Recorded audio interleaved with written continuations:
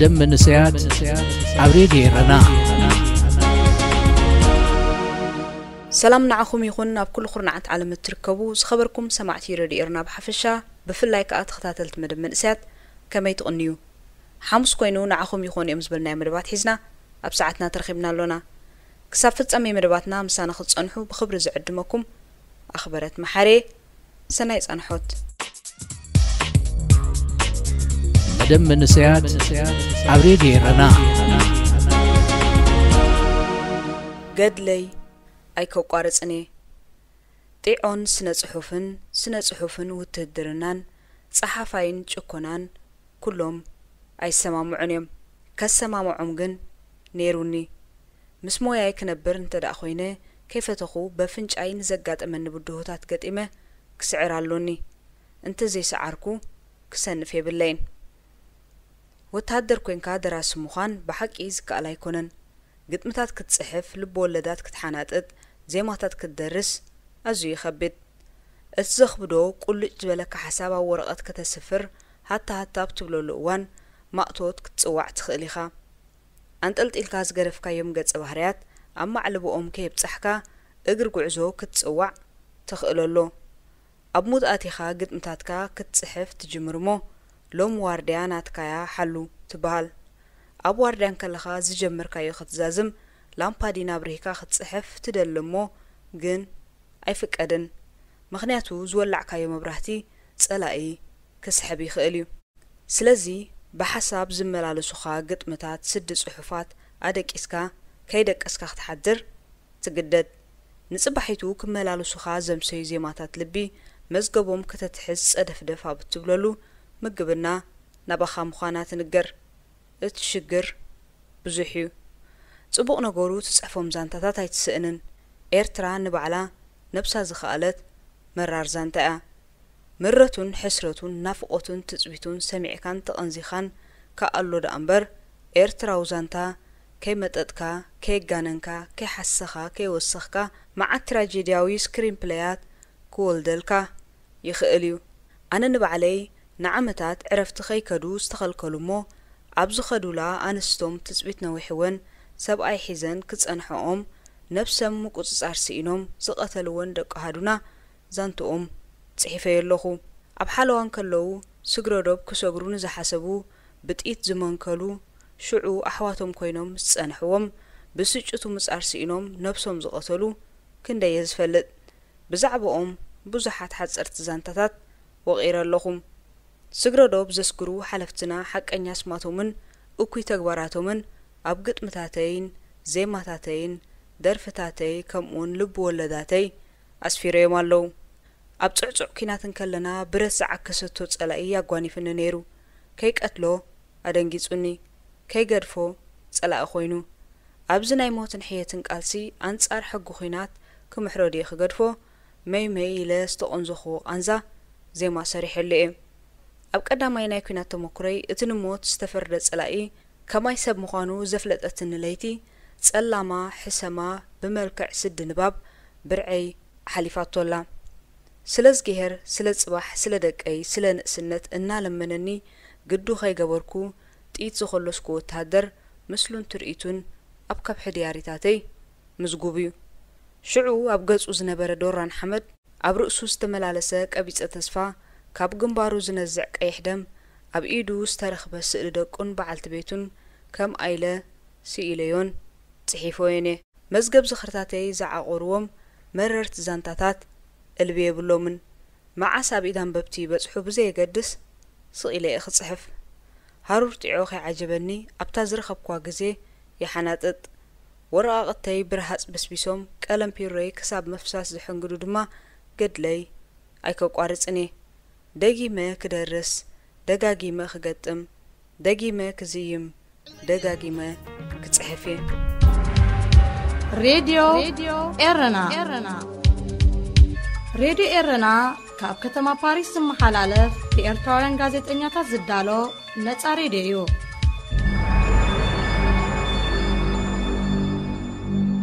إرتران إثيوبيان حج خنابي መንግስቲ ኢትዮጵያ ንቁጠባዊ ጂኦፖለቲካዊ ድሌታት ሃገሩ አመልኪቱ ኣድላይነት ባሕሪ እንታይ ምዃኑ ብንጹር ተዛሪቡሎ እዚ ብመንግስቲ ኤርትራ ተቐባልነት ብዘይምርካቡ ቀዳማይ ሚኒስተር አብይ አሕመድ ምስታቅድ 3 ዓመት ዝምድናኣ ዝመለሰት ሃገር ኤርትራ ከጋጥሞ ዝኽእል ዲፕሎማሲያዊ ውድቀት ንምዕጋት ይጽዕር ከም ዘሎ ይሕበር ቀዳማይ ሚኒስተር አብይ አሕመድ ብሰንበት ኣብ ፓርላማ ብዘስምዖ መደረ ዛዕባ ጥቕሚ ባሕሪ ንሃገሩ ኢትዮጵያ መልኪቱ ሰፊሕ መግለጺ ሂቡ እዚ ቀንድን ርእሲ ኩሉን ድሌታትና እዩ ኢሉ ብምውጋድ ድማ መጻኢ ወለዶታት ናብ ግጭት ከይምርሑ ክከላኸልሉ ሓላፍነቶም ምዃኑ ኣነጺሩ ተጠቃምነት ባሕሪ ብዘተ ኸረጋገጽ ከም ዝኽእል ከኣ ኣብርሂዎ ኣሎ እንተኾነ ዝተፈላለያ ማዕከናት ዜና ኢትዮጵያ ንመደረ አብይ ኣብዚ ግዜ እዚ ሙሉእ ብሙሉእ ከመርእስቲ ክለዓል ዘይብሉ ጌጋ ምዃኑ ኣሚነን ይቃወሙ ኣለዋ እቲ ተጠቃምነት ብፍላይ ካብ ባጽዕ ይኹን ካብ ዓሰብ ጥራይ ኣይኮንናን ንደልዮ ዘለና እቲ ንደልዮ ሕጋዊ ተበጻሒ ኣፍ ደገ ባሕሪ እዩ እዚ ብዕድጊ ይኹን ብልዝብ ወይ እውን ዝኾነ ሓበራዊ ምልውዋጥ ተግባራዊ ክኸውን ይኽእል እዩ ዕላማና ንሱ እዩ ክብል አብይ አሕመድ ነተን ኣብ ሓደ እዋን ቀንዲ ኣፍ ደጌታት ተሃገር ናብ ካልእ ዓለም ዝነበራ ወደባት ኤርትራ ብምጥቃስ ገሊጹ ኣቐድማ ኣቢሉ ቀዳማይ ሚኒስተር ኢትዮጵያ አብይ አሕመድ ኣብተን ዳግማይ ንሃገሩ ከገልግላ ዝተዳለዋ ወደባት ኤርትራ ዓሰብን ባጽዕን ዑደት ኣካይዱ ነይሩ እቲ ዑደት አብይ አሕመድ ቅድሚ 5 ዋርሕ ስልጣን ካብ ዝሕዝ ንድሓር ናብ ኤርትራ ዘካየዶ ካልኣይ ወግዓዊ ዑደት እዩ ነይሩ ሚኒስተር ዜና ኤርትራ የማነ ገብረ መስቀል ብዛዕባቲ ዑደት ድሒሩ ኣብ ትዊተር ኣብ ዝለኣኾ መልእኽቲ ምዉቕ ኣቀባብላ ከም ዝተገበረሉ መስኪሩ ነይሩ ንሱ ኣብ ጽሑፉ ቀዳማይ ሚኒስተር አብይ አሕመድን ልኡኹን ካብ ቤጂንግ ናብ ሃገሮም ኣብ ዝምለስሉ ዝነበሩ እዋን ኣብ ማዕርፎ ነፈርቲ ዓሰብ ኣዕሪፉ ናይ 2 መዓልታት ዑደት ናብ ኤርትራ ምስ በጽሑ ድማ ብፕሬዝደንት ኢሳያስ አፈወርቂ ምዉቕ ኣቀባብላ ተገይሩሉ ኢሉ ጽሒፉ ነይሩ ቀዳማይ ሚኒስተር አብይ አሕመድ ብመንግስቲ ኤርትራ ንዝካየድ ዝነበረ ቀጻል መሰናድኦ ስራሕ ብምዕባይ ንኣገልግሎት ወደብ ተዛማዲ መሰረተ ልምዓት ጽርግያ ርኡ ዓሚቕ ኣድናቖቱ ገሊጹ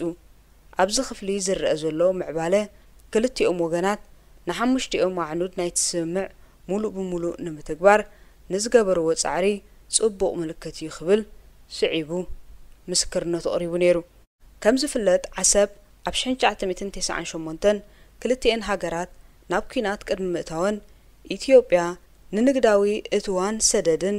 እትጥቀመላ ዝነበረት ዓባይ ወደብያ ነይራ ድሕሪኡ ኢትዮጵያ ኣብ እዋን ተጻብኦታት ንኣስታት 20 ዓመታት ናብ ወደብ ጅቡቲ ተሳጊራ ሱሉሳዊ ኣኼባ ኣብ ዝቐረባ እዋን ኣብ መንጎ ክልቲአን ጎረባብቲ ሃገራት ዲፕሎማሲያዊ ዝምድናታት ድሕሪ ምምላሱ ዓሰብን ምጽዋዕን ዳግማይ ንኢትዮጵያ ንምግልጋል ኣብ ምሕዳስ ይርከባ ነይረን ቀዳማይ ሚኒስተር አብይ አሕመድ ሓደ ካብቶም ኣብ ምሕዳስ ዝርከቡ ጽርግያታት ዓሰብ ምስ ከተማ ቡሬ ኢትዮጵያ ዝራኸብ ጽርግያታት እውን ተዓዚቡ ነይሩ እዩ ቅድሚ ናብ ኣዲስ ኣበባ ምምላሱ ኣብ ኣስመራ ዘካየዶ ስሉሳዊ ኣኼባ ኢትዮጵያ ሶማልያን ኤርትራን ክሳተፉን ትጽቢት ግበር ነይሩ የግዳስ ኣይተሳኽዐን ኤርትራ ነቲ ተጠቃምነት ባሕሪ ዝምልከት አብይ አሕመድ ዘካየዶ ሰፊሕ መደረ ብምስጢራዊ ኣባህላ መልሲ ሂባቱሉ እያ እዚ ብ16 ጥቅምቲ 2023 ሚኒስትሪ ዜና ዘውፅኦ መግለጺ ከም ዝስዕብ እዩ ኣብ ዝቐረባ እዋን ብዛዕባ ማያትን መሳኹቲ ባሕርን ዝመሳሰሉ ኣርእስታትን ዝተባህለን ተባሂሉ ዝተባህለን እልቢ የብሉን ዘስደምሞ ተዓዛቢ ኸኣ የለን መንግስቲ ኤርትራ ከም ወትሩ ኣብ ከም ዝኣመሰለ ጎደናታትን ማዕድታትን ከም ዘይዕደም ደጋጊሙ እናረጋገጸ ንኹሎም ጉዱሳት ከይትንከዩ ይምሕፀን ሚኒስትሪ ዜና ኣስመራ 16 ጥቅምቲ 2023 ዝተዋህበ መግለጺ እዩ እዚ ክንበብ ጸንሐ ምስጢራዊ መግለጺ ድሒሩ ብሚኒስትሪ ዜና ኤርትራ ዝወፀ ሕጽር ዝበለ መግለጺ ወሲኹ መንግስቲ ኤርትራ ከም ቀደሙ ናብ ከም ዝኣመሰለ ጎደናታትን መድረኻትን ከም ዘይሓስብ ደጊሙ ይገልጽ ብተወሳኺ ንኹሎም ዝምልከቶም በዚ ፍጻሜታት እዚ ከይትባሳጨው ይላቦ ኢሉ ኤርትራውያን ዲፕሎማስኛታት ከይተረፉ ንዘረባ አብይ አሕመድ መልሲ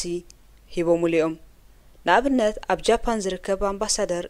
እስጢፋኖስ አፈወርቂ ሃገሩ ንመሬታ ኩሉ ግዜ ክትከላኸል ምዃና ገሊጹ ነይሩ። ዝኾነ ይኹን መጠን ዘይሕጋዊ ምልዓል ፕሮፓጋንዳ ውዲት ጸለመን ነዚ ሓቂ ክቕይሮ ኣይክእልን እዩ ክብል ድማ ብ13 ጥቅምቲ ወሲኹ ጽሒፉ። ኣብ ኣዲስ አበባ ሓደ ላዕለዋይ ዲፕሎማት ንዘተ ኢስት አፍሪካን ናብ ዝሃቦ ሓበሬታ ግን ቀዳማይ ሚኒስተር አብይ አሕመድ ኩናት ኣይኣወጀን ኢትዮጵያ ወደ ባሕሪ ከም ዘድልያ ጥራያ ትገልጽ ዘሎ። ኢትዮጵያ ብታሪኻዊ ጂኦፖለቲካዊ ቁጠባውን ምኽንያታታ ድማ ናብ ባሕሪ ክትበጽሕ ይግባእ እዩ። እቲ ተበጻሕነት ብድርድር ንዘተን ክረጋገጽ ይኽእል። ነዚ ጉዳይ ንምዝታይ ከም ሓደገኛ ነገር ክርአ የብሉን። አብይ አሕመድ ተጠቃምነት ኢትዮጵያ ኣብ ጉዳይ ባሕሪ ምዝራቡ ነውሪ ክኸውን ኣይክእልን። ከምኡ ዓይነታት ተሓሳስባ ደው ክብል ኣለዎ ክብል እቲ በዓል ስልጣን ሓቢሩ። ኣቐዲሙ ከም ዝገለጽናዮ ኢትዮጵያን ኤርትራን ናብ ሓደ እዋን ክሳብ 1993 ማለት እዩ ሓንቲ ሃገሬን ነይረን። ቅድሚኡ ናብ ባሕሪ ዝበጽሕ ንብረት ኢትዮጵያ ብማሳዋን ዓሰብን ኣቢሉ ኣብ ገማግም ቀይሕ ባሕሪ ዝተኣናገድ ነይሩ። ክልቲአን ሃገራት ክሳብ 2019 ኣብ ጽቡቕ ዝምድና ስለ ዘይነበራ ግን ኢትዮጵያ ምስ ጅቡቲ ክትራኸብ ተገዲዳ። ኢትዮጵያ ኣስታት 9 ዓመታዊት ኣቑሑት ብወደብ ጅቡቲ ኣቢላ ካብ ወጻኢ ትእቱ። ኣብይ እቲ ብጅቡቲ ኣቢሉ ዝኣቱን ዝወፅን ወጻኢታት ዝለዓለ ክሳራ ከም ዘለዎ ተኣሚኑ ከም ኣገላልጻ ኢትዮጵያ መጻኢ ስትራቴጂካዊ ረብሓታት ኣብ ምብጻሕ ባሕሪ ምዃኑን እዚ ድማ ሓይሊ ባሕሪ ንምህናጽ መስራቲ ንግዲ ንምውሓሱን ክከላኸል ይኽእል ይብል። ባሕሪ ኤርትራ ንኢትዮጵያ ክሳብ ክንድዚ ኣገዳስነት ስለ ዘለዎ ድማ እቲ ቀዳማይ ሚኒስተር ንኣባላት ባይቶ ኣብ ዝሃቦ መግለጺ ባሕሪ ንዓና ኣገዳሲ እዩ ተጠቀምቱ ድማ ክንከውን ኢና ዝበለ። ንሱ ሃገራት ብዛዕባ መሃብን መውሳድን ተፈጥራዊ ጸጋታት ክዛተያ ነጻ ክኾን ኣለወን ክብል ይውስኽ። ናትካ ክወስድ ናተይ ግን ኣይሂበካን ኢልካ ምእዋጅ ጉባእ ኣይኮነን። ኢትዮጵያ ብርግጽ ናብ ቀይሕ ባሕርን ህንዳዊ ውቅያኖስን ክትበጽሕ ኩሉ መሰል ኣለዋ ክብል ዶክተር አብይ መደርኡ ኣረጋጊጹ። ብሓፈሻ እቲ ዞባ ክሳብ ሕጂ ርጉእ ኣይኮነን። ንኣብነት ድሒሩ ናብ ድሓን ኩነታት ዝመጽእ ጉዳይ ህዳሴ ግድብ ኢትዮጵያ ኣሎ። ኢትዮጵያን ሱዳንን ግብጽን ብዛዕባ ፕሮጀክት ግድብ ህዳሴ ደጋጊመን ክጎራፈጣ ርኢናየና። እዚ ፕሮጀክት እዚ ንኻርቱምን ካይሮን ካብ ተረባሕነት ማይ ጠቕሙ ሃሳስ ይመስል ወይ እውን ዝጸሉ ኣይመስልን። ግብጺ ብሰንኪ ህዳሴ ግድብ ኢትዮጵያ ኣብ ቀረባ ማያ ዘስዓቦ ዝኾነ ይኹን ሓደጋ ንምግጣም ኩሎም ኣማራጺታት ኣብ ማኣድታታ ኣለዉ ብምባል ሓድሽ መጠንቀቕታ ኣውፅያ ነይራ። ሚኒስትሪ ጉዳያት ወጻኢ ግብጺ ሳመህ ሹክሪ ኩሎም ኣማራጺታት ክፉታት እዮም፣ ኩሎም ኣማራጺታት ድማ ገና ኣለዉ፣ ግብጺ ንኹሉ ክትምክት ድማ ዓቕሚ ኣለዋ ክብል ኣጠንቂቑ ነይሩ። ድሕሪ ሓደ መዓልቲ ኢትዮጵያ ብቁጥዐ መልሲ ሂባ ነይራ። ነቲ ብሚኒስተር ጉዳይ ወጻኢ ግብጺ ዝተዛረቦ ዘረባ ዘይሓላፍነታዊ ብምባል ድማ ኣረጋጊጻቶ። ብሓፈሻ እቲ ናይ ኣባይ ክርክር ወላ እኳ ብኸፊል ተፈቲሑ እንተሃለወ ሽግር ቀርኒ ኣፍሪቃ ግን ሙሉእ ብሙሉእ ተፈቲሒልካ ኣሚንካ ክትዛረበሉ ኣይከኣልን። ምክንያቱ ኣብዚ ዞባ ቂሙ ዝተባህለ ሓዊ ክንደይ ግዜ ተናኺሱን ንብዙሓት ንጹሃት ኣህዛብ ኣዕንዩን እዩ። መደረ ኣብይ ኣብ ጉዳይ ባሕሪ ኤርትራ ተሓዊስዎ ድማ ኣብቲ ዞባ ዳግማይ ኩናት ከይለዓል ኣዝዩ የስግእ። ዝኸበርኩም ተኸታተልቲ መደብ መንእስያት ንሎሚ ዘዳልናልኩም መደብ ከም ዝተኸታተልኩም እዩ ነይሩ። ብዘቕረብናልኩም መደባት ዓጊብኩም ክትኮኑ ተስፋና እዩ። ክሳብ ዝመጽእ ሐሙስ ምዝተረፉ መደባት ሬድዮ ኤርና ንሓድጋኩም ሰናይ ቅነ